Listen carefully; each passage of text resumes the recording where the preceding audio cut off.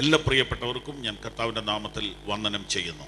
Friends, fellow workers, intercessors, every one of you who've come here, I welcome you. ഇന്നത്തെ ഈ സെഷന്റെ അധ്യക്ഷനായിരിക്കുന്ന ബഹുമാനപ്പെട്ട ദൈവദാസൻ, അദ്ദേഹത്തെയും ഞാൻ ബഹുമാനിക്കുന്നു, വന്ദനം ചെയ്യുന്നു. I honor the man of God who's chairing the meeting today.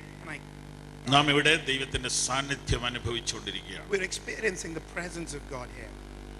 ആ ദൈവ സാന്നിധ്യത്തിന്റെ നല്ല ബോധ്യമുള്ളവർ കൈകൾ ഉയർത്തി ദൈവത്തിന് സ്തോത്രം ചെയ്താൽ, if you're conscious of the presence of God, would you worship the Lord with me? നമുക്കൊരിക്കൽ കൂടെ പ്രാർത്ഥിക്കാം. Shall we pray? Hallelujah, hallelujah. ഞങ്ങളുടെ കർത്താവേ, സ്വർഗ്ഗീയ പിതാവേ, Our heavenly Father, നന്ദി നിറഞ്ഞ ഹൃദയത്തോടെ ഞങ്ങൾ കർത്താവിനെ സ്തുതിക്കുന്നു. we come to you with hearts full of gratitude. കർത്താവേ, നിന്റെ സാന്നിധ്യത്തിനായി ഞങ്ങൾ നന്ദി പറയുന്നു. We thank you for your presence. ഈ MPA എന്ന കൂട്ടായ്മയ്ക്കായിട്ട് സ്തോത്രം ചെയ്യുന്നു. I thank you for this fellowship, MPA. ഇംഗ്ലണ്ടിൽ ഈ കൂട്ടായ്മയെ കഴിഞ്ഞ 10 വർഷം അത്ഭുതകരമായി നടത്തിയ വഴികൾക്കായി സ്തോത്രം ചെയ്യുന്നു. I thank you for the ways in which you have led them over the last decade. ഇതിനെ നയിച്ചിട്ടുള്ള ദൈവദാസന്മാർക്കായി സ്തോത്രം I ചെയ്യുന്നു. thank the Lord for the leaders who've led this movement. ഈ പ്രാവശ്യത്തെ കോൺഫറൻസിനെ തൃക്കരത്തിൽ ഏൽപ്പിക്കുന്നു. We commit this conference into your hands again. ഞങ്ങൾക്ക് ആവശ്യമുള്ള വചനം നൽകി തരണമേ. Would you give us the word that we need? യേശുവിന്റെ നാമത്തിൽ തന്നെ. In Jesus' name we ask. Amen. Amen. ഒരിക്കൽ കൂടെ കൈകൾ ഉയർത്തി സ്തോത്രം ചെയ്യാം. Would you praise the Lord with me? റോമാലേഖനം 5-ാം അധ്യായം 1-2 വാക്യങ്ങളിലേക്ക് നമ്മുടെ ശ്രദ്ധയെ നമുക്ക് തിരിക്കാം. Romans chapter 1 verses 1 and 2. Would you turn? Roman chapter 5. Romans chapter 5. വിശ്വാസത്താൽ നീതീകരിക്കപ്പെട്ടിട്ട് നമ്മുടെ കർത്താവായ യേശുക്രിസ്തു മൂലം നമുക്ക് ദൈവത്തോട് സമാധാനമുണ്ട്. നാം നിൽക്കുന്ന ഈ കൃപയിലേക്ക് നമുക്ക് അവൻ മൂലം വിശ്വാസത്താൽ പ്രവേശനവും ലഭിച്ചിരിക്കുന്നു. Therefore, since we have been justified through faith, we have peace with God through our Lord Jesus Christ, through whom we have gained access by faith into this grace in which we now stand. നാം നിൽക്കുന്ന ഈ കൃപ എന്നാണല്ലോ ഈ പ്രാവശ്യത്തെ തീമിന് പേര് കൊടുത്തിരിക്കുന്നത്. The grace in which we stand is the theme for the conference. 2-3 സെഷനിൽ ഞാൻ നിങ്ങളോട് ദൈവവചനം പങ്കിടുന്നത് കൊണ്ട് റോമാലേഖനത്തെ ബേസ് ചെയ്തുകൊണ്ട് ഈ ദൈവകൃപയെ വിശദീകരിക്കാൻ ഞാൻ ആഗ്രഹിക്കുന്നു. Over the next 2 or 3 sessions, I would like to describe this grace of God from the book of Romans. ദൈവത്തിന്റെ വചനം ഗ്രഹിക്കുന്നതിന് സാധാരണ സ്വീകരിച്ചു പോരുന്ന ഒരു രീതിയുണ്ട്. In comprehending the word of God, there is a general way we do it. നാം ആ വായിക്കുന്ന വാക്യത്തിന്റെ മുകളിലുള്ള ഭാഗം പരിശോധിക്കുന്നത് ആ വാക്യം മനസ്സിലാക്കാൻ ഒരുപാട് സഹായിക്കും. When we read the preceding verses, that gives us an understanding of the context of that verse. അപ്പോൾ ഇതിന്റെ പുറകിലേക്കൊരു അന്വേഷണം ആവശ്യമായി വരുന്നു. It is important we investigate and look backwards into that text. വീണ്ടും ആ ഭാഗം കൂടുതൽ വ്യക്തമാകാൻ വേണ്ടി ആ വാക്യത്തിന്റെ മുന്നോട്ടുള്ള ഭാഗവും നോക്കേണ്ടി വരും. And it is imperative that we read further down as well to understand that particular verse. ഇത് രണ്ടും ചെയ്യാതെയും വചനം പഠിക്കാം. It is possible to read the scripture without doing either of these. പക്ഷേ അത് പൂർണ്ണമാകുകയില്ല. But you might not fully understand the meaning of that text. ഈ ദൈവവചനത്തിന് ഒരു പശ്ചാത്തലമുണ്ട്. അത് മനസ്സിലാക്കാൻ ഈ വിധ പഠനം നല്ലതാണ്.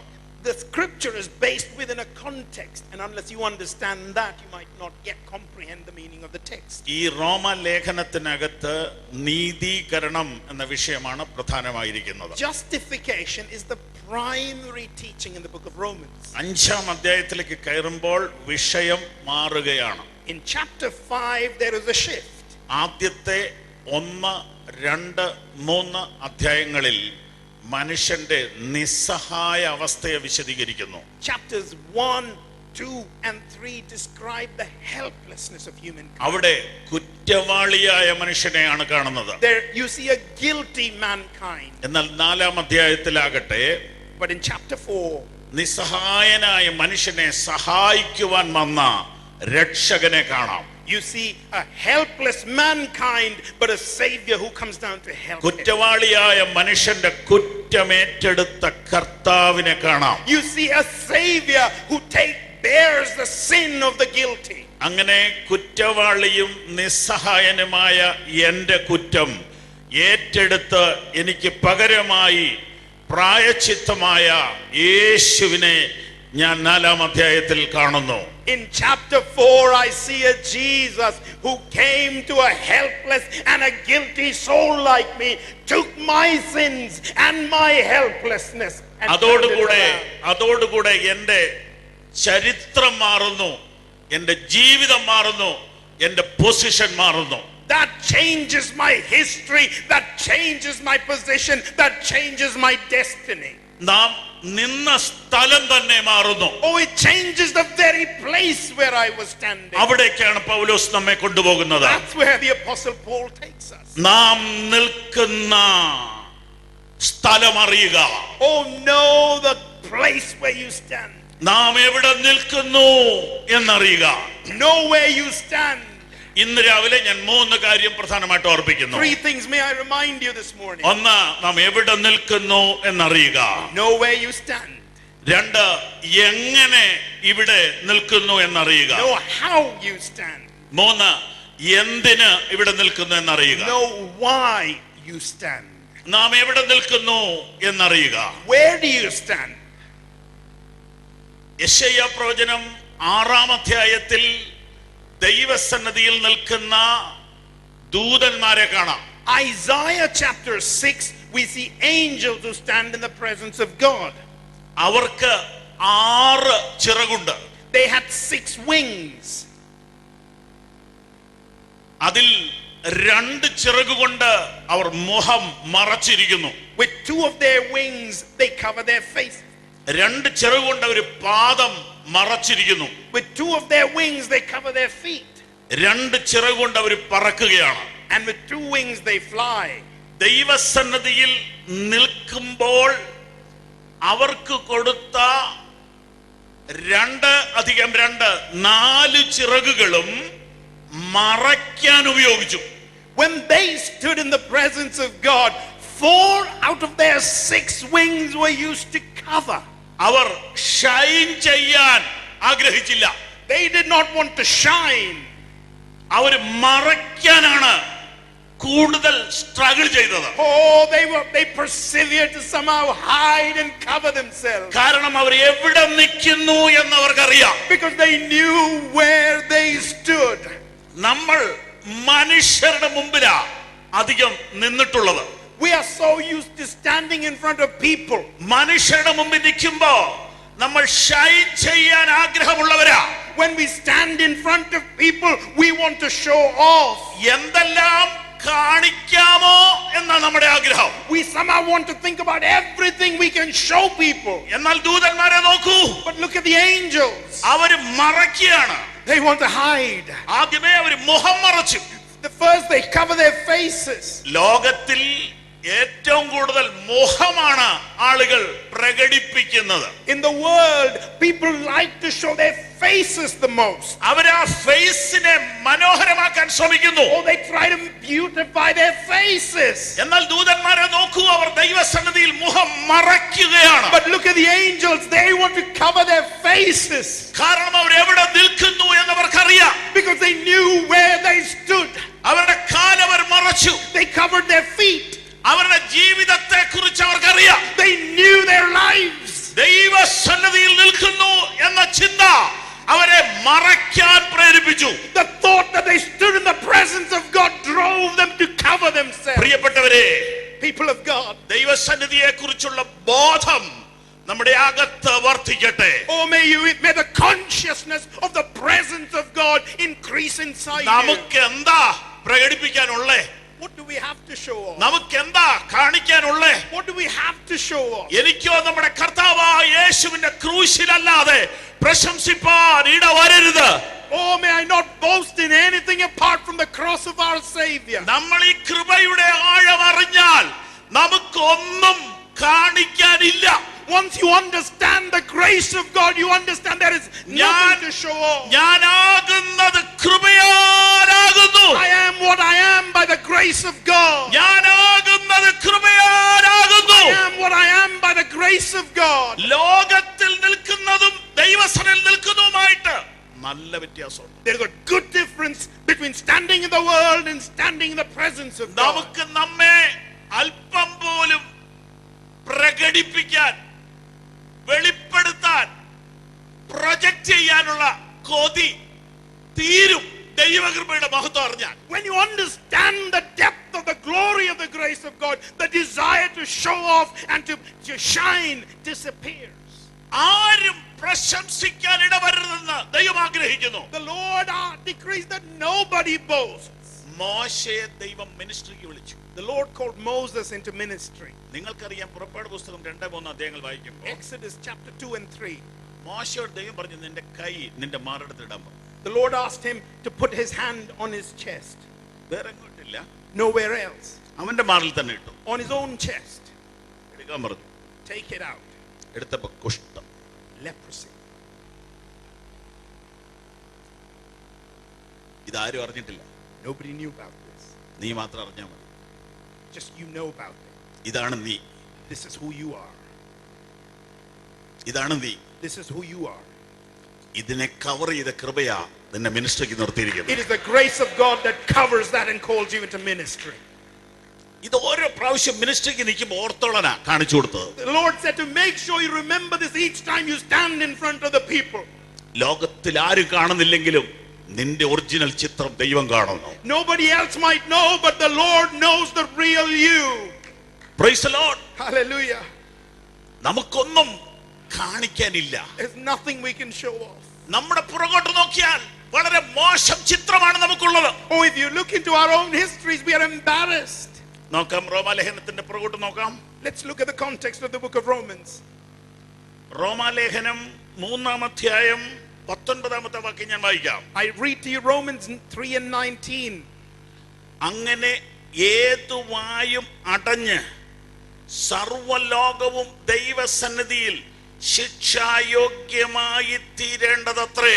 So that every mouth may be silenced and the whole world held accountable to God. കൊലോസ്യ ലേഖനം 1-ാം അധ്യായത്തിൽ Colossians in 1 ഈ കാര്യം കുറെ കൂടെ വ്യക്തമാണ്.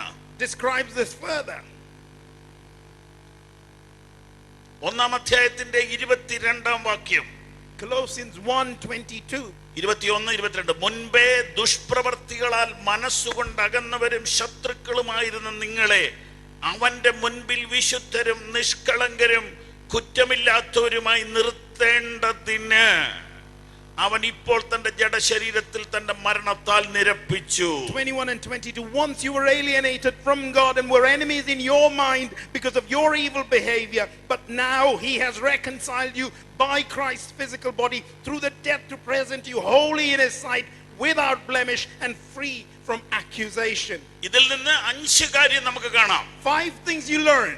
ഒന്ന്, പുറകോട്ട് നാം നോക്കിയാൽ If you look കൃപയിൽ വരുന്നതിന് മുൻപോട്ട് പുറകിലത്തെ കഥ എടുത്താൽ, If you look at your history before grace, ദുഷ്പ്രവർത്തിക്കാർ, evil deeds, മനസ്സുകൊണ്ടകന്നവർ, people who are distant from God, ശത്രുക്കൾ, enemies, വായടഞ്ഞവർ, people whose mouths were silenced ശിക്ഷായോഗ്യം. and accountable to God. ഇങ്ങനെ എല്ലാ വായും അടഞ്ഞ് ശിക്ഷായോഗ്യരായി നിൽക്കുന്നു. That all mouths were silenced and were worthy of punishment. വാ തുറക്കാൻ അവകാശമില്ല. No right to open your mouth. ശിക്ഷായോഗ്യരായി തീർന്നിരിക്കുന്നു. You were guilty of punishment. ദുഷ്പ്രവർത്തികളാൽ മനസ്സുകൊണ്ടകന്നവരും ശത്രുക്കളും വായടഞ്ഞവരും ശിക്ഷായോഗ്യരും. You were alienated from God, enemies of God. Your minds were distant because of your evil behavior. ഇതാണ് നമ്മുടെ അവസ്ഥ. This is our condition. ഇതാണ് മനുഷ്യന്റെ ചിത്രം. This is a picture of man. പാപിയായ മനുഷ്യന്റെ ചിത്രമാണ് ഈ തിരുവചനം നമ്മെ കാണിക്കുന്നത്. Picture of a sinful man in the scripture. ഈ മനുഷ്യനെയാണ് 5-1 നീതീകരിച്ച് കൃപയിൽ കൊണ്ടുവന്ന് നിർത്തിയിരിക്കുന്നത്. It is this man in Romans 5:1 is justified by grace. അവിടുത്തെ ഒരു പ്രയോഗം, നാം നിൽക്കുന്ന ഈ കൃപയിലേക്ക് നമുക്ക് യേശുക്രിസ്തു മൂലം വിശ്വാസത്താൽ പ്രവേശനം ലഭിച്ചു. That we have gained access by faith into this grace in which we stand through Jesus Christ. ശ്രദ്ധിക്കുക, Listen to me. പ്രവേശനം, Access. പ്രവേശനം. Access. ആ വാക്കിന് 3 വിശദീകരണം തരാം. There are three descriptors to that word. ഒന്ന്, One, മറ്റൊരു രാജ്യക്കാരന് ഒരു രാജ്യത്തിലേക്ക് കടക്കണമെങ്കിൽ പ്രവേശനത്തിന് നിയമപ്രകാരം അനുവാദം കിട്ടണം. citizens of different countries, if they want to go into another country, need legal access to gain entry. ഞാൻ ഇപ്പോൾ യുകെയിൽ 5ാമത്തെ പ്രാവശ്യം വരുന്നത്. This is my 5th visit to the UK. പക്ഷേ ഈ പ്രാവശ്യം ഞാൻ പെർമിഷൻ എടുക്കേണ്ടി വന്നു. But even this time I had to seek permission. കൊച്ചിയിലുള്ള ഓഫീസിൽ പോയി I had to go to the immigration office in Cochin. എന്റെ വിരലടയാളം എല്ലാം രേഖപ്പെടുത്തി. I had to give him all my documentation. Government ആവശ്യപ്പെട്ട മുഴുവൻ പേപ്പർ ഞാൻ കൊടുത്തു. Gave all the papers the UK government asked of me. എന്റെ പാസ്പോർട്ട് അയച്ചു കൊടുത്തു. My passport I sent off. മദ്രാസിൽ പോയി. Went to Madras. 15 ദിവസം കഴിഞ്ഞപ്പോൾ After 15 days, എനിക്ക് വിസ അടിച്ചു വന്നു. I got a visa stamped in my passport. തീർന്നില്ല. That wasn't it. വീണ്ടും ഞാൻ അതുകൊണ്ട് ഇവിടെ വന്ന് ഹീത്രോയിൽ ഇറങ്ങി. And that wasn't the end of it. I came to Heathrow. അവിടെ ക്യൂവിൽ നിന്നു. I had to stand in a queue. എല്ലാ നിയമങ്ങളും അനുസരിച്ചു. I had to follow all the laws of this land. ഏറ്റവും ഒടുവിൽ ഇമിഗ്രേഷൻ ഓഫീസറുടെ മുമ്പിൽ വന്നു. At the very end, I came in front of the immigration officer. അദ്ദേഹം എന്റെ പാസ്പോർട്ട് തുറന്നു നോക്കി. He looked at my passport. എനിക്ക് വിസ അടിച്ചിട്ടുണ്ട്. He said, "Visa's there." പക്ഷെ എന്നോട് 1-2 ചോദ്യങ്ങൾ ചോദിച്ചു. He still felt the need to ask me a few questions. Simple question ആണ്. Simple questions. പക്ഷെ ഞാൻ അതിന് ആൻസർ ചെയ്യണം. But I had to answer. അതിനുശേഷം അദ്ദേഹം അനുവദിച്ചാൽ മാത്രമേ എനിക്ക് ആ ഡോറിന് ഇപ്പുറത്തേക്ക് കടക്കാൻ പറ്റൂ. It's only if he permits me to do so do I have access to that door. എയർപോർട്ടിൽ വരെ വന്നിട്ട് തിരിച്ചു പോയ പലരുണ്ട്. There are many people who've come to the airport, didn't get access and had to go back home. ഇംഗ്ലണ്ടിലും അമേരിക്കയിലും ഒക്കെ airport വരെ വന്നിട്ട് തിരിച്ചു പോയ കഥകളുണ്ട്. I know stories of people who came to England and America, didn't get access into the country and had to go back home. ഇതിനു മുമ്പ് വന്നിട്ടുണ്ട്. അതൊക്കെ ശരിയാണ്. I've come here before, mister. പ്രവേശനം Access. വളരെ ഇമ്പോർട്ടന്റാ. Very important. പ്രവേശനം വളരെ ഇമ്പോർട്ടന്റാ. Access is very important. അതിന് നിയമപ്രകാരം ചില പേപ്പർ വർക്ക് പൂർത്തീകരിക്കപ്പെട്ടാലേ പ്രവേശനം നടക്കുള്ളൂ. You only gain access if you have the legal documentation to go with it. രണ്ടാമത്തെ വിശദീകരണം, The second descriptor, എന്റെ സ്വന്തം രാജ്യത്താണെങ്കിൽ പോലും even if it is in my own country, ഞാനൊരു കുറ്റവാളിയാണെന്നിരിക്കട്ടെ, say if I'm guilty of a crime, എനിക്ക് പ്രവേശനമില്ല. I have no access. ഒരു പ്രധാനപ്പെട്ട സ്ഥലങ്ങളിലും പ്രവേശനമില്ല. I have no access into the important places. എനിക്ക് എവിടെയെങ്കിലും ഒളിച്ചു പാർക്കാനേ പറ്റുള്ളൂ. I have to live in hiding. എന്റെ സ്വന്തം രാജ്യത്ത് എനിക്ക് പ്രവേശനം കിട്ടണമെങ്കിൽ എന്റെ കുറ്റത്തിന് പരിഹാരം ഉണ്ടാകണം. Even in my own country, if I need access, my guilt needs to be accounted for. മൂന്നാമത്തെ വിശദീകരണം, The third descriptor, ഞാൻ സ്വന്തം രാജ്യത്താണ്, I'm in my own country, ഞാൻ കുറ്റവാളിയുമല്ല, I'm not guilty of any crime. പക്ഷെ ഞാൻ രോഗിയാണെങ്കിൽ, If I'm ill, ഞാൻ ബലഹീനനാണെങ്കിൽ, if I'm unwell, എനിക്ക് നടക്കാൻ വയ്യെങ്കിൽ I can't walk, എനിക്ക് പ്രവേശനം സാധ്യമല്ല. access is difficult. അപ്പൊ എന്തൊക്കെ പരിഹരിക്കപ്പെടണം? What needs to be taken care of? ഒന്ന്, എന്റെ വീക്ക്നെസ് ആരെങ്കിലും പരിഹരിക്കണം. Somebody needs to take care of my weakness. രണ്ട്, എന്റെ കുറ്റം ആരെങ്കിലും പരിഹരിക്കണം. Secondly, somebody needs to take care of my guilt. മൂന്ന്, Thirdly, എന്റെ നിയമപ്രകാരമുള്ള പേപ്പർ വർക്ക് ആരെങ്കിലും ചെയ്യണം. somebody needs to take care of my legal documentation. ഇത്രയും ഇമ്പോർട്ടന്റ് ആയ കാര്യങ്ങളെ ഉൾപ്പെടുത്തിക്കൊണ്ടാണ് റോമർ 5:2 പ്രവേശനം എന്ന വാക്ക് ഉപയോഗിച്ചിരിക്കുന്നത്. That is the use of the word access in Romans 5:2. ഇന്ന് രാവിലെ ഞാനും നിങ്ങളും ദൈവസന്നിധിയിൽ ഇരുന്നുകൊണ്ട് കർത്താവേ എന്ന് വിളിച്ച്, അബ്ബാ എന്ന് വിളിച്ച് ദൈവത്തെ ആരാധിക്കുമ്പോൾ നമുക്ക് ലഭിച്ച പ്രവേശനത്തിനകത്ത് ഈ 3 കാര്യം നടന്നിട്ടുണ്ട്. This morning when we sit here and look to the heavens and say Abba, we have gained access in all these 3 areas. നിങ്ങൾക്ക് ദൈവസന്നിധിയിലേക്ക് വരുവാനുള്ള മുഴുവൻ പേപ്പർ വർക്കും കാൽവറിയിൽ പൂർത്തീകരിച്ചു. On Calvary, all your legal documentation was taken care of. മുഴുവൻ വർക്കും കാൽവറിയിൽ പൂർത്തീകരിച്ചു. All the work was completed on the cross. Hallelujah! Hallelujah! നിങ്ങളുടെ കുറ്റത്തിന് പരിഹാരമുണ്ടായി. Your guilt was accounted for.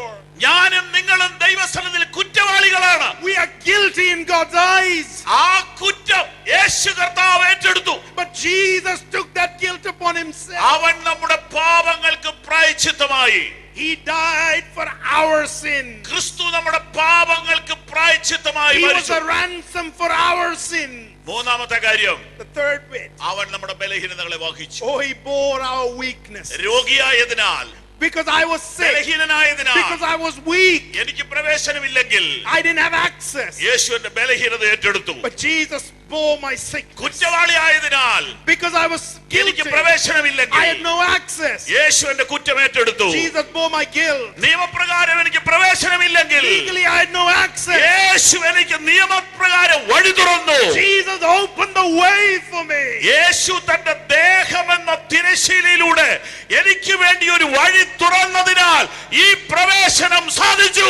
Through Jesus' body as a curtain, he opened a way for me and gave me access. കരങ്ങൾ ഉയർത്തി ദൈവത്തിന് സ്തോത്രം Oh, will you ചെയ്യാം. thank the Lord with me? നാം നിൽക്കുന്ന ഈ കൃപ, The grace in which we stand. നാം നിൽക്കുന്ന ഈ കൃപ, The grace in which we stand. യേശു ക്രിസ്തു മൂലം നമുക്ക് പ്രവേശനം ലഭിച്ചതാണ്. Through Jesus Christ we gain access. നിങ്ങളുടെ കുടുംബത്തിന്റെ ശ്രേഷ്ഠത കൊണ്ടല്ല നിങ്ങൾ ഇവിടെ വന്നത്. It's not because of the greatness of your family. നിങ്ങളുടെ വിദ്യാഭ്യാസം കൊണ്ടല്ല നിങ്ങൾ ഇവിടെ വന്നത്. It's not our education. നിങ്ങളുടെ ഉപവാസം കൊണ്ടല്ല നിങ്ങൾ ഇവിടെ It's not വന്നത്. our fasting. നിങ്ങളുടെ പ്രാർത്ഥന കൊണ്ടല്ല നിങ്ങൾ ഇവിടെ വന്നത്. Prayer.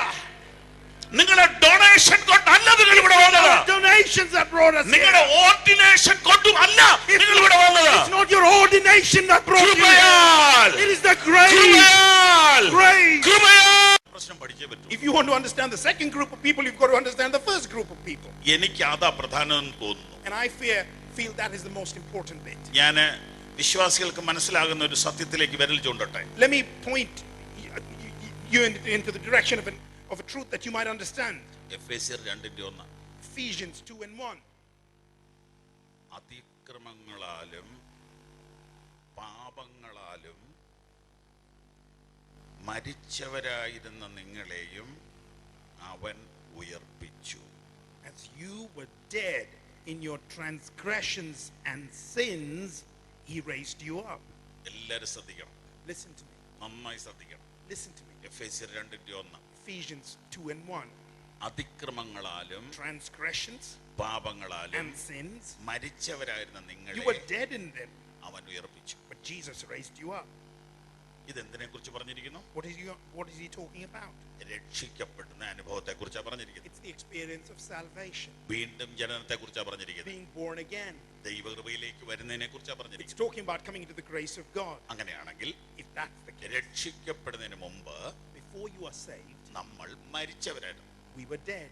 രക്ഷിക്കപ്പെടുക എന്ന് പറഞ്ഞാൽ Being saved, ഉയർക്കുക എന്നാണ്. to be raised up. എങ്കിലൊരു ചോദ്യം, A question to you. ഉയർക്കാൻ വേണ്ടി നമ്മൾ എന്താ ചെയ്തേ? What did you do to be raised up? ഉയർക്കാൻ വേണ്ടി മരിച്ചയാൾ എന്ത് ചെയ്യണം? To be raised again from the dead, what must the dead man do? ഉയർക്കാൻ വേണ്ടി മരിച്ചയാൾ എന്ത് ചെയ്യണം? What must the dead man do to come to life again? മരിച്ചയാൾക്കൊന്നും ചെയ്യാൻ പറ്റില്ല. A dead man can do nothing.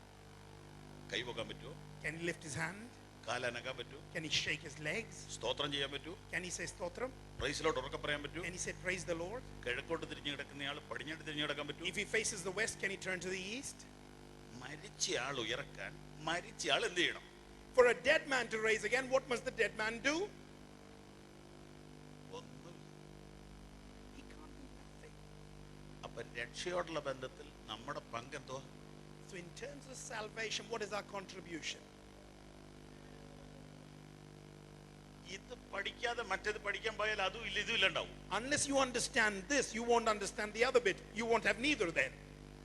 ഞാനും എന്റെ അമ്മയെ ഉപസിച്ച് ഞാൻ രക്ഷിക്കപ്പെട്ട നിങ്ങൾ പറഞ്ഞാൽ നിങ്ങൾ രക്ഷിക്കപ്പെട്ടിട്ടില്ലെന്ന് അതിന്റെ അർത്ഥം. If you tell me because my mother fasted for me I was saved, born again, I tell you you haven't been born again. എന്റെ അപ്പൻ പള്ളിക്ക് വേണ്ടി സ്ഥലം കൊടുത്തുകൊണ്ടാണ് ഞാൻ വിശ്വാസം വന്നേ നിങ്ങൾ പറഞ്ഞാൽ നിങ്ങൾ ഇപ്പോഴും വിശ്വാസി വന്നിട്ടില്ലെന്ന് അതിന്റെ അർത്ഥം. If you tell me because my father donated some land to the church I was saved, I tell you you aren't saved yet. മരിച്ചയാൾ ഉയർത്തതിന്റെ പുറകിൽ മരിച്ചയാളുടെ പങ്കെന്താ? For a dead man to rise again from the dead, what was his contribution? ലാസർ കല്ലറ കിടക്കുന്നു. Lazarus was in the tomb. Lazar ഉയർത്തു. Lazarus was raised from the dead. കല്ലറ കിടന്ന് praise lord praise lord praise lord എന്ന് പറഞ്ഞുകൊണ്ടിരുന്നിട്ടാണോ ഉയർത്തത്? Was he raised from the dead because inside the tomb he kept saying praise the Lord, praise the Lord, praise the Lord? രക്തം ചെയ്യും രക്തം ചെയ്യും രക്തം The ചെയ്യും blood of Jesus, the blood of Jesus, the blood of Jesus. ഒന്നും ചെയ്തില്ല. No, Lazarus said nothing. 100% ദൈവപ്രവൃത്തിയാ. 100% It was the work of God. ഒരു hallelujah പറയാമോ? Hallelujah. ഒരു ഹല്ലേലൂയ പറയാമോ? Hallelujah. 100% ദൈവപ്രവൃത്തിയാ. 100% it was the work of God.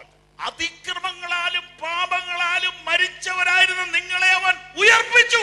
We were dead in our transgressions and sins, but He raised us up. Amen. Amen. കരങ്ങളടിച്ച് ദൈവത്തെ Oh, മഹത്വപ്പെടുത്തിയാണ്. would you clap to the Lord? രണ്ടാമത്തെ ചിന്ത, The second thought. രക്ഷ എന്ന് പറയുന്നത് ഒന്ന് ഉയർപ്പാണ്. Grace, to be saved is to be raised. രണ്ട്, Secondly, ജനനമാണ്. it's to be born. അങ്ങനെയാണെങ്കിൽ ജനനത്തിൽ ജനിക്കുന്ന കുട്ടിയുടെ പങ്കൊന്ന് പറയാമോ? If you are, when a child is born, what is the child's contribution to that process? ജനനത്തിൽ ജനിക്കുന്ന കുട്ടിയുടെ പങ്കൊന്ന് പറയാമോ? In the birth of a child, what did the child do to be conceived? എത്ര ദിവസം ഉപവസിച്ചു കഴിഞ്ഞാൽ നിങ്ങൾ ജനിച്ചേ? How many days did you fast and pray before you were conceived?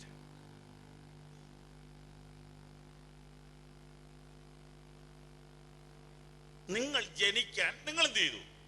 For you to be born, did you do anything? ഒന്നും ചെയ്തില്ല. Nothing. ഈ അടിസ്ഥാന സത്യത്തിൽ നിന്ന് മാത്രമേ ഈ തിരുവചനങ്ങൾ പഠിക്കാൻ നമുക്ക് പറ്റുകയുള്ളൂ. It's only from these foundational truths you can understand the scripture. അതുകൊണ്ടാണ് പഴയ ഒരു കവി ഇങ്ങനെ പാടി, That's why a poet sang, എന്റെ രക്ഷാദാനമേ എന്നുമുള്ള ആശ്വാസമേ ഒന്നും ചെയ്തിട്ടല്ല ഞാൻ തന്നോടെ കൃപ, എന്റെ രക്ഷാദാനമേ എന്നുമുള്ള ആശ്വാസമേ ഒന്നും ചെയ്തിട്ടല്ല ഞാൻ തന്നോടെ കൃപ, മന്നിടത്തിൽ ക്രൂശതിൽ നിന്നും ഉയർന്നുയർന്നു ഉന്നതമാം സ്വർഗത്തിൽ വാസവും നൽകി, എന്നെ രക്ഷിച്ചുന്നതൻ തൻ കൂടെന്നും പാർക്കുവാൻ തന്റെ സഹജീവിതം ദാനം ചെയ്തു താൻ, എന്നെ രക്ഷിച്ചുന്നതൻ തൻ കൂടെന്നും പാർക്കുവാൻ തന്റെ സഹജീവിതം ദാനം ചെയ്തു താൻ. അതെ, എന്റെ രക്ഷയോടുള്ള ബന്ധത്തിൽ ഞാനൊന്നും ചെയ്തില്ല. when it comes to my salvation, I did nothing. അഭിപ്രായ വ്യത്യാസം ഉണ്ടെങ്കിൽ ഈ സെഷൻ കഴിഞ്ഞാൽ ഉടൻ തന്നെ പറഞ്ഞോണം, പരിഹാരം ഉണ്ടാക്കണം. If you have a different opinion, talk to me straight after this session and I'll sort it out. നിങ്ങൾ ഇതിന്റെ കൗൺസിലിൽ വന്നതിന് ചിലപ്പോൾ എന്തെങ്കിലും ചെയ്തു കാണും. Sorry. ഈ കൗൺസിലിനകത്തൊക്കെ വരാൻ എന്തെങ്കിലും ചെയ്തു കാണും. If you're in the council, then I'm in trouble. Pastor ആകാനും ചിലപ്പോൾ എന്തെങ്കിലുമൊക്കെ ചെയ്തു കാണും. To become a pastor, you might have had to do something. Ordination കിട്ടാനും ചിലപ്പോൾ എന്തെങ്കിലുമൊക്കെ ചെയ്തു And to കാണും. get an ordination, you might have done some stuff. പക്ഷെ രക്ഷിക്കപ്പെടാൻ നിങ്ങൾ എന്തെങ്കിലും ചെയ്തിട്ടുണ്ടോ? But to be saved, you did nothing. വീണ്ടും ജനിക്കാൻ നിങ്ങൾ എന്തെങ്കിലും ചെയ്തിട്ടുണ്ടോ? To be justified by faith, you did nothing. ഇല്ല ഇല്ല ഇല്ല. No, no, no. നീ അമ്മയുടെ ഉദരത്തിൽ ഉരുവാകുന്നതിന് മുൻപേ ആ കണ്ണ് നിന്നെ കണ്ടു.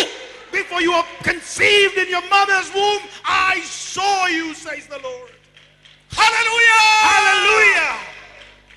അത് അറിഞ്ഞു കഴിയുമ്പോഴാ ആരാധന ഉണ്ടാകുന്നത്. It's only when you understand this that you begin to worship. അത് അറിഞ്ഞു കഴിയുമ്പോഴാ നന്ദി കൊണ്ട് ഹൃദയം നിറയുന്നത്. It's when you comprehend this that your heart is filled with അത് thanksgiving. അറിഞ്ഞു കഴിയുമ്പോഴാ കരയുന്നത്. It's when you recognize this truth, your eyes അത് well out. അറിഞ്ഞു കഴിയുമ്പോഴാ ദൈവത്തെ സ്തുതിക്കുന്നത്. It's when you understand this, you can't help but praise.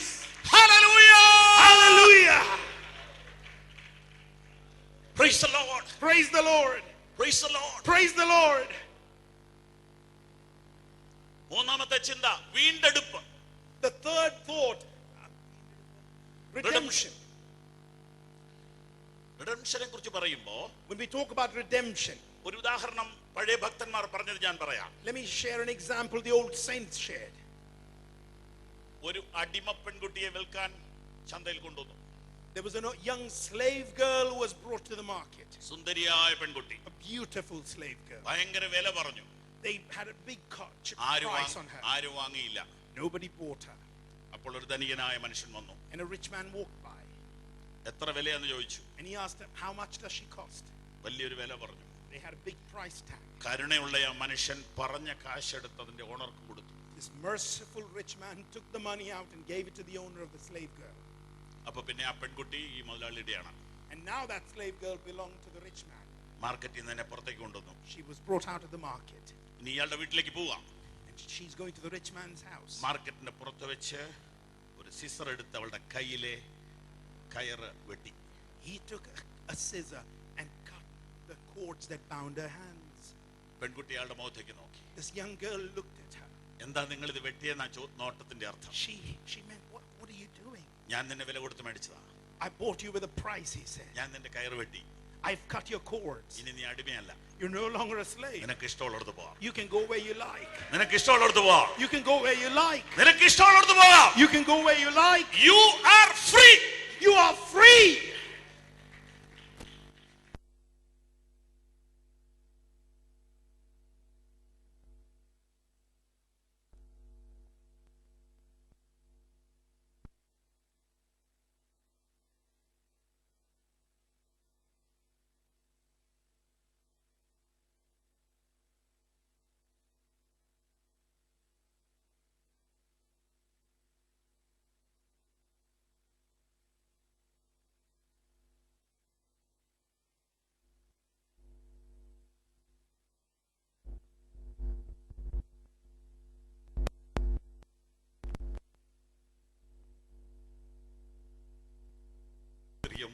അങ്ങയുടെ അടിമയായിട്ടിരിക്കുന്നത്. My greatest freedom is the pleasure of being your slave.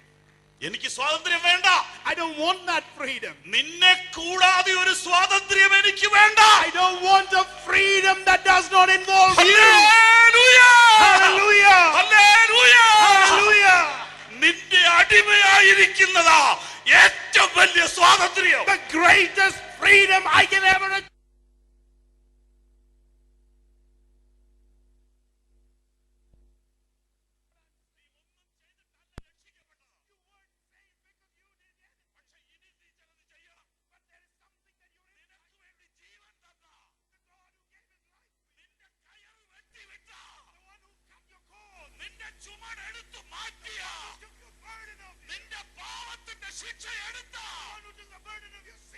നിനക്ക് സ്വാതന്ത്ര്യം തന്ന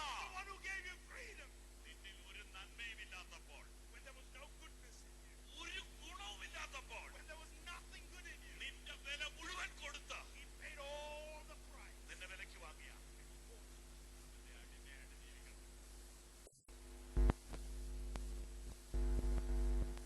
സ്വാതന്ത്ര്യം. Hallelujah! Hallelujah! Hallelujah!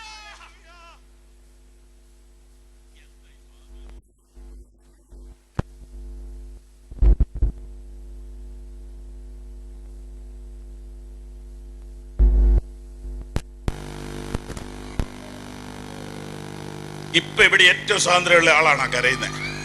The young kid has the most freedom in this congregation. ഇപ്പൊ ഏറ്റവും സ്വാതന്ത്ര്യമുള്ള ആളാ കരയുന്നത്. The girl who's crying has the most freedom here. നമുക്ക് അതുപോലെ കരയേണ്ട പല കാര്യമുണ്ട്, പക്ഷെ നമ്മൾ കൺട്രോൾ ചെയ്തിരിക്കുക. We need to cry about things, but we are holding ourselves back. കാരണം നമുക്ക് ഫ്രീഡം ഇല്ല. Because we don't have no freedom. ആ കൊച്ചിന് full freedom. The child has absolute freedom. കാരണം എന്താ? Why? ഉത്തരവാദിത്തപ്പെട്ട ഒരാളെ എടുത്തിരിപ്പുണ്ട്. Because there's somebody who's responsible for her sitting by her. സ്വാതന്ത്ര്യം എന്താണെന്ന് മനസ്സിലായോ? Do you know what freedom is? എന്നെ കൺട്രോൾ ചെയ്യാൻ ഒരാളുണ്ടെങ്കിൽ ഞാൻ സ്വതന്ത്രനാ. If there is somebody who can control me, I'm free. ശരിക്കും സ്വാതന്ത്ര്യം എന്ന് പറഞ്ഞാൽ എന്താ? Genuine freedom, what is that? തീരുമാനമെടുക്കാൻ എന്നെ സഹായിക്കാൻ ഒരാളുണ്ടെങ്കിൽ ഞാൻ ഫ്രീയാ. If there is somebody who could assist me in making choices and decisions, I'm free. അതാ സ്വാതന്ത്ര്യം. That is freedom. ഞാൻ നിന്റെ മേൽ ദൃഷ്ടി വെച്ച് നിനക്ക് ആലോചന പറഞ്ഞു തരും. Oh, I will fix my eyes on you and shall give you counsel, says നീ the Lord. ഇടത്തോട്ടോ വലത്തോട്ടോ തിരിയുമ്പോൾ വഴി ഇതാകുന്നു, ഇതിലെ നടന്നു When you കൊള്ളുക എന്നൊരു turn to ശബ്ദം the പുറകിൽ right or കേൾക്കും. to the left, you shall hear a voice saying, this is the way, walk ye in it. ഞാൻ നിന്നെ ഉപദേശിച്ച് നടക്കേണ്ടുന്ന വഴി നിനക്ക് കാണിച്ചു തരും. I shall counsel you and show you the way you shall walk in. യഥാർത്ഥ സ്വാതന്ത്ര്യം എന്ന് പറയുന്നത് കയർ ഊരി വിടുന്നതല്ല. Genuine freedom is not merely to cut the cord. 24 മണിക്കൂറും നിന്റെ മേൽ ദൃഷ്ടി വെച്ച് ഇതാണ് വഴി, ഇതാണ് വഴി, ഇതാണ് വഴി എന്ന് പറഞ്ഞ് നിന്നെ നടത്താൻ ഒരുവൻ നിന്റെ കൂടെ ഉണ്ടെങ്കിൽ നീയാണ് സ്വതന്ത്രൻ. If there is somebody who can fix his eyes on you 24/7 and tell you this is the way, walking in it, you are free. Hallelujah. Hallelujah. എങ്ങനെ ഞാൻ ഇവിടെ നിൽക്കുന്നു? How do I stand here? ഞാൻ ഒന്നും ചെയ്തിട്ടല്ല. It's not because I did anything. Praise the Lord. എങ്ങനെയാ pastor ഈ ശുശ്രൂഷ വന്നേ? Pastor, how did you become a minister? എനിക്കറിയില്ല കേട്ടോ. I have no clue. വേറെ ഏത് സംശയം ചോദിച്ചാലും ഞാൻ ഉത്തരം പറയാം. If you have any other question, I perhaps might have a response. എങ്ങനെ ഈ ശുശ്രൂഷ വന്നേ? How were you called into the ministry? അറിയില്ല കേട്ടോ. I have no idea. Praise the Lord. Hallelujah. എങ്ങനെ ഇവിടെ നിൽക്കുന്നു? How do I stand here? അതാണ് ഏറ്റവും വലിയ അത്ഭുതം. That is the greatest miracle of all. എന്നെക്കാൾ സ്മാർട്ടായവര് നിന്നില്ല. There were smarter men than me. എന്നെക്കാൾ ഹാർഡ് വർക്ക് ചെയ്തവർ ഈ കൃപയിൽ നിന്നില്ല. There were more hardworking people who did not find this grace. ഇതാണ് മനസ്സിലാക്കാൻ ബുദ്ധിമുട്ടുള്ള കാര്യം. This is the mystery that baffles me. ഇതിന്റെ പേരാണ് കൃപ. This is grace. Hallelujah. Hallelujah.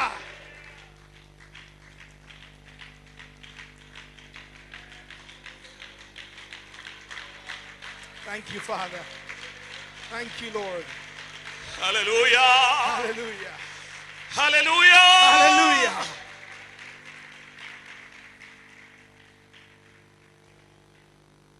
എങ്കിലും എന്റെ ഭാഗത്ത് എന്തെങ്കിലും ഒന്നുണ്ടോ? Do I have anything to offer in this equation? ഉണ്ട്. Yes, I do. ഞാൻ വിശ്വസിച്ചു. I believed. അതുപോലും ശരിക്കും പഠിച്ചു വരുമ്പം വിശ്വാസമാണോ അവിശ്വാസമാണോ നമുക്ക് കൂടുതലെന്ന് നമ്മൾ സത്യം പറയുന്നവരാണെങ്കിൽ നമുക്ക് അവിശ്വാസമാകും.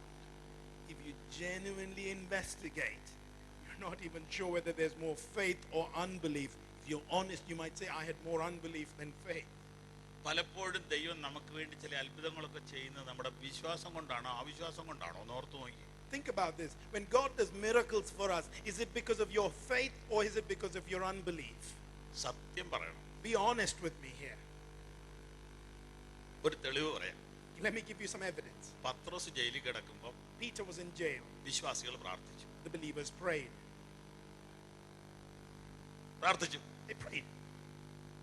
ശക്തമായ പ്രാർത്ഥനയാണ്. Prayed powerfully. പത്രോസ് വന്ന് വാതിൽക്ക കൊട്ടി. Peter came and knocked on the door. പത്രോസ് അല്ല. And they said, no, that can't be Peter. എന്നിട്ട് സാക്ഷി പറയും എന്നാ പറയുന്നറിയോ? And when they gave their testimonies, you know what they said? ഞങ്ങൾ പിടിച്ചു വെച്ച് പ്രാർത്ഥിച്ചു. Oh, we fought and battled in prayer. ഞങ്ങൾക്ക് ഉറപ്പുണ്ടായിരുന്നു Oh, we were പ്രാർത്ഥിച്ചുകൊണ്ടിരിക്കുമ്പോൾ തന്നെ വരുമെന്ന്. certain when we prayed. പ്രാർത്ഥിച്ചുകൊണ്ടിരിക്കുമ്പോൾ മറുപടി വരുമെന്ന് ഞങ്ങൾക്ക് നല്ല ഉറപ്പുണ്ടായിരുന്നു. Oh, we knew when we prayed the answer would come right then. വെറുതെ പറയുന്ന Oh, don't stop lying. വിശ്വാസം കൊണ്ടല്ല നേരം മറുപടി കിട്ടിയത്.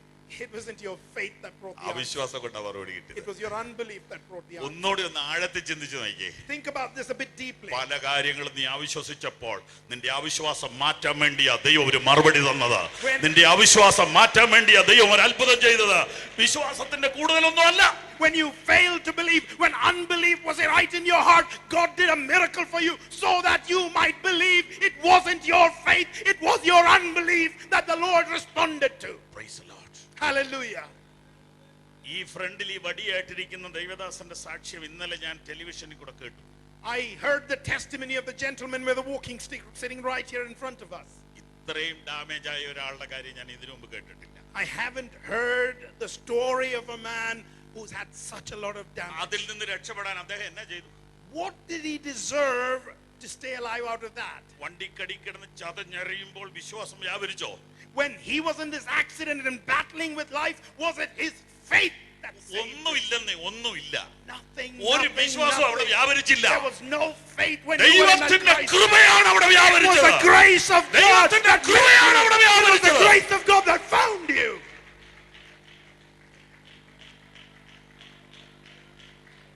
Hallelujah. Hallelujah. Praise the Lord. Praise the Lord. Praise the Lord. Praise the Lord. Praise the Lord. ഇന്നേക്ക് 13 കൊല്ലം മുമ്പ് ഒരു കാർ ആക്സിഡന്റിൽ ഞാനും എന്റെ ഭാര്യയും പെട്ടു. 13 years ago, me and my wife met with a car accident. എന്റെ ഒരു കണ്ണ് തകർന്നു പോയി. One of my eyes was smashed beyond recognition. ഒരു കണ്ണ് കൊണ്ടായി ഇപ്പൊ ട്രാവൽ ചെയ്യുന്നേ. Now I travel with just an eye. അന്നേരം ഞാനങ്ങ് വിശ്വാസത്താൽ അത്ഭുതം ഇംഗ്ലണ്ടിൽ പോകുന്നൊന്നും ഞാൻ കണ്ടില്ല. When I was in the middle of that crisis, I had no faith which told me someday I will preach in England. ഞാൻ ഇത്രയും ചിന്തിച്ചു, തീർന്നു എന്ന് ചിന്തിച്ചു. The only thought that I had was I'm done, I'm finished. തീർന്നു എന്ന് ചിന്തിച്ചു. All I thought is I'm finished. എന്റെ കുഞ്ഞുങ്ങളോടൊന്ന് പറയാൻ ഒത്തില്ലല്ലോ എന്ന് ചിന്തിച്ചു. I thought, what will I tell my children? I have nothing to tell them. എന്റെ ഭാഗത്തൊന്നുമില്ല. I had nothing. ദൈവം എനിക്കൊരു രണ്ടാം ചാൻസ് തന്നു. The Lord gave me a second chance. ഇതാണ് ദൈവകൃപ. That is the grace of ഇതാണ് God. ദൈവകൃപ. That is the grace ഇതാണ് of ദൈവകൃപ. God. That is the grace of God. അവിടെ കൃപയെ കുറിച്ചൊന്ന് മനസ്സിലാക്കിയിട്ട് വേണം കൃപയെ മിസ്യൂസ് ചെയ്യുന്നതിനെ കുറിച്ച് പറയാം. It's only when you understand what grace really means that you can understand how people misuse grace. ദൈവസന്നിധിയിൽ നിൽക്കുന്ന ഒരാൾക്കും 1% പോലും ഞാൻ അത് ചെയ്തതുകൊണ്ട് ഇവിടെ നിൽക്കുന്നു എന്ന് പറയാൻ സാധ്യമല്ല. It is impossible for a child of God to say, because I did that, I earned or deserved this. ദൈവത്തിന്റെ കൃപയെ വിശദീകരിക്കാൻ കഴിവുള്ള ഒരു പണ്ഡിതനെയും ഞാൻ കണ്ടിട്ടില്ല. I haven't seen a theologian who could eloquently describe the grace of God. Praise the Lord. Hallelujah. മറിയേ, നിനക്ക് ദൈവത്തിന്റെ കൃപ ലഭിച്ചു. Mary, you received the grace of God. മറിയയ്ക്ക് എന്തുകൊണ്ട് കൃപ ലഭിച്ചു? Why did Mary receive the grace of God? അതാണ് ആളുകളുടെ അന്വേഷണം. Which is what people want to find out. Mariya നേരത്തെ തൊട്ടേ പുണ്യവതിയായിരുന്നു. Was she a holy girl right from the very beginning? അങ്ങനെയാണെങ്കിൽ അത് കൃപയല്ല. If that is the case, that is in grace. മറിയേ, നിനക്ക് ദൈവത്തിന്റെ കൃപ ലഭിച്ചു. Mary, you received grace. എന്തുകൊണ്ട് കൃപ ലഭിച്ചു? Why did you receive grace? എന്തുകൊണ്ടെന്ന് ഉത്തരമില്ലാത്തതിന്റെ പേരാണ് കൃപ. It's because you don't have an answer to that question. That's where grace comes through. എന്തുകൊണ്ട് എന്ന ചോദ്യത്തിന് ഉത്തരമില്ലാത്തതാണ് കൃപ. You don't have a response to the question why. That is grace. ഇന്ന് രാവിലെ ഈ കോൺഫറൻസിൽ പങ്കെടുക്കുന്ന ഓരോരുത്തരോടും ദൈവത്തിന്റെ ആത്മാവ് പറയുന്നു, എന്തുകൊണ്ട് എന്ന ചോദ്യത്തിന് ഉത്തരമില്ലാത്തതാണ് കൃപ. All of you who attend this conference, the Spirit of God would want you to know there is no answer to the question why. It is undeserved. Hallelujah. Hallelujah. Hallelujah. എന്തിനാണ് ഇവിടെ നിൽക്കുന്നത്? Why do we stand here? നാം നിൽക്കുന്ന ഈ കൃപയിൽ എന്തിനു വേണ്ടി ദൈവം നമ്മെ നിർത്തിയിരിക്കുന്നു? Why has the Lord made us stand in this grace? അതാണ് അടുത്ത ദിവസങ്ങളിൽ വിശദീകരിക്കാനുള്ളത്. That's what I want to describe over the next few days. ഇവിടെ വന്ന ശേഷം നമുക്ക് ഉത്തരവാദിത്തമുണ്ട്. There is a responsibility we have when we come. അത് വളരെ ഡീപ്പായിട്ട് തന്നെ പറയേണ്ട കാര്യമാണ്. It is important that we explore this in much depth. അത് റോമർ 6-ാം അധ്യായത്തിലാണ് കിടക്കുന്നത്. And that's in Romans in chapter 6. അത് കഴിഞ്ഞ് 8-ാം അധ്യായത്തിലാണ് കിടക്കുന്നത്. And then in Romans in 8. റോമർ 6-8 പഠിച്ചാൽ ബൈബിൾ പഠിച്ചു. Romans 6 and 8, if you understand that, you've got to grips with the റോമർ scripture. 6-8 ആത്മീക അർത്ഥം വെളിപ്പെട്ട് കിട്ടിയാൽ ബൈബിൾ മുഴുവൻ വെളിപ്പെട്ടു. If you gain an understanding, a revelation of the spiritual meaning of Romans 6 and 8, you've got to grips with the scripture. റോമർ 6-ൽ മനുഷ്യന്റെ റെസ്പോൺസിബിലിറ്റിയും റോമർ 8-ൽ പരിശുദ്ധാത്മാവിന്റെ സഹായവും. Romans 6 talks about the responsibility of man, and Romans 8 talks about the enabling of the Holy Spirit. ഈ രണ്ട് കാര്യം ബുദ്ധിയിലല്ല, ആത്മാവിൽ വെളിപ്പെട്ടാൽ Bible മുഴുവൻ മനസ്സിലായി. It's not in your brain cells, but in your spirit. If you gain a revelation of this truth, you 6-ാം are അധ്യായത്തിൽ sorted. കുറഞ്ഞ പക്ഷം ഒരു 10-12 കാര്യം നമ്മുടെ ഉത്തരവാദിത്തത്തോട് ബന്ധപ്പെട്ടുണ്ട്. In Romans and 6, there are about 10 to 12 things that tell us what we ought to be doing. അത് നമുക്ക് ദൈവം അനുവദിച്ചാൽ നോക്കാം. If God allows, we shall explore that. ഞാനിവിടെ ചുരുക്കട്ടെ. Let me conclude here. എന്തിനാണ് നമ്മെ ഇവിടെ നിർത്തിയിരിക്കുന്നത്? Why do we stand here? എഫേസ്യർ 2:22. Ephesians 2 and 22. അവനിൽ നിങ്ങളെയും ദൈവത്തിൻ്റെ നിവാസം ആകേണ്ടതിന് ആത്മാവിനാൽ ഒന്നിച്ച് പണിതു വരുന്നു. And in him you two are being built together to become a dwelling in which God lives by his Spirit. എന്തിനാണ് നിങ്ങളെ സൗജന്യമായിട്ട് ഈ കൃപ നിർത്തിയിരിക്കുന്നത്? Why did the Lord freely cause you to stand in his grace? ദൈവത്തിന്റെ Nivasam ആകേണ്ടതിന്. That you might become the dwelling place of God. എന്ന് പറഞ്ഞാൽ What does that mean? ദൈവത്തിന്റെ ഈ ഭൂമിയിലെ വാസസ്ഥലമാക്കി എന്നെയും നമ്മയെയും തീർക്കേണ്ടതിനാണ് നമ്മെ ഈ കൃപയിൽ നിർത്തിയിരിക്കുന്നത്. The Lord caused us to stand in his grace that we might become his dwelling place on earth. അതായത് ദൈവ സാന്നിധ്യം വഹിക്കുന്ന മനുഷ്യരാക്കി നിങ്ങളെ തീർക്കാനാ. That we might become men and women who bear the presence of God. പുറപ്പാട് 26:15. Exodus 26 and 15. ദൈവത്തിന്റെ നിവാസത്തിന് ഖദിരമരം കൊണ്ട് നിവരെ നിൽക്കുന്ന പലകകൾ ഉണ്ടാക്കണം. Make upright frames of acacia wood for the tabernacle. അതിന് എല്ലാ പലകയ്ക്കും തുല്യ നീളം തുല്യ വീതി ഉണ്ടായിരിക്കണം. Each frame should have of the same height and the length. ഈ പലക എന്നെ നിങ്ങളെ കാണിക്കുന്നു. These frames resemble me and you. നമുക്കൊക്കെ പല വലിപ്പം ഉണ്ടെന്നാണ് നമ്മുടെ ധാരണ. We are all very different. പക്ഷെ കൃപയോടുള്ള ബന്ധത്തിൽ എല്ലാവർക്കും ഒരേ വലിപ്പം. But when it comes to the grace of God, we are equi-sized. Colour വ്യത്യാസമുണ്ട്, വണ്ണം വ്യത്യാസമുണ്ട്, വെയിറ്റ് വ്യത്യാസമുണ്ട്, ഡിഗ്രി വ്യത്യാസമുണ്ട്, കുടുംബ വ്യത്യാസമുണ്ട്. പക്ഷെ കൃപയുടെ ആഴം പഠിച്ചു കഴിയുമ്പോൾ എല്ലാവരും സെയിമാണ്.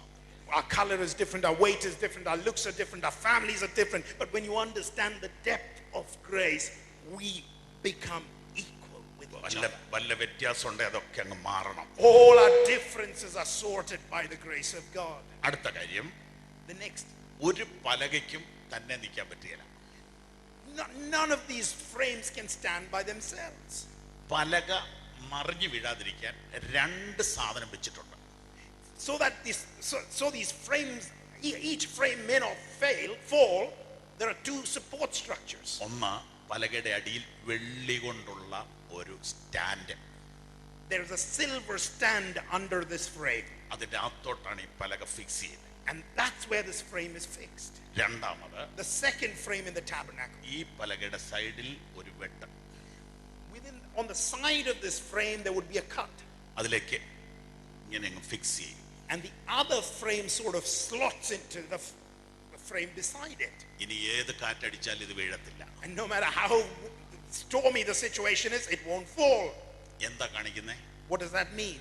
ഈ വെള്ളി ചുവട് ദൈവകൃപയെ കാണിക്കുന്നു. The silver base signifies the grace of God.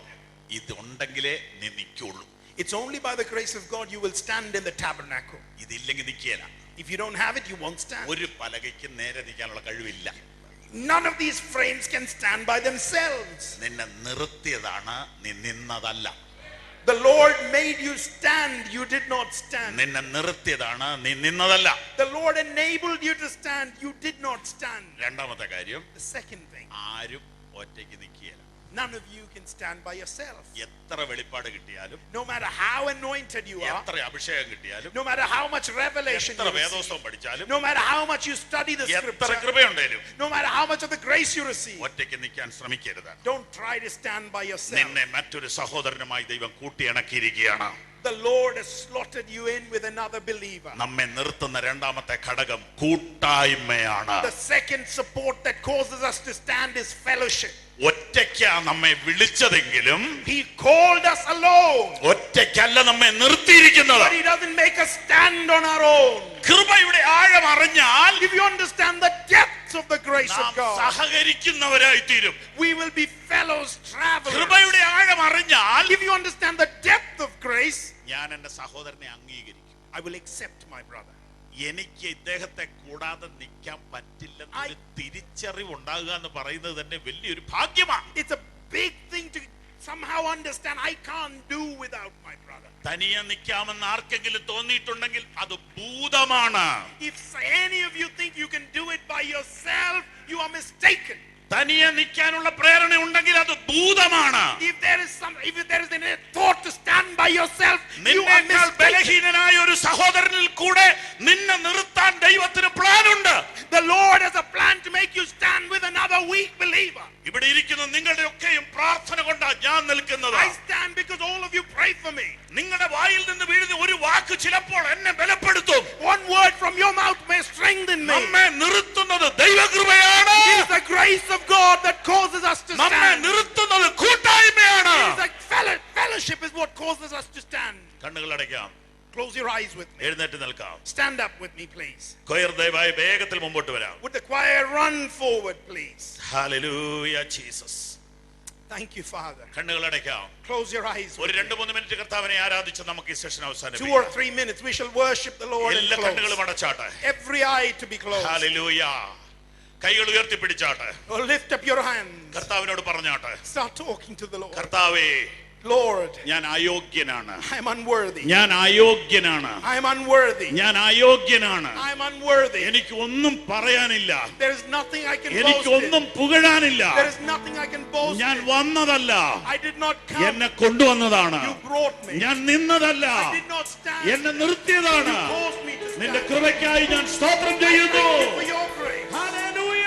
Hallelujah. Hallelujah. Hallelujah. കർത്താവേ, Father, എനിക്ക് ഒറ്റയ്ക്ക് നിൽക്കാൻ കഴിയുകയില്ല.